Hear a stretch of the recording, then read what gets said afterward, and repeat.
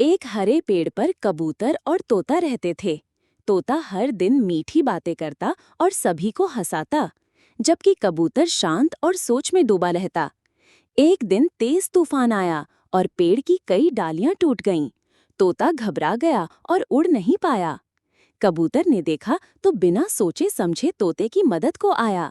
उसने तोते को अपनी पीठ पर बिठाया और सुरक्षित जगह पर ले गया। तूफान थमने के बाद तोते ने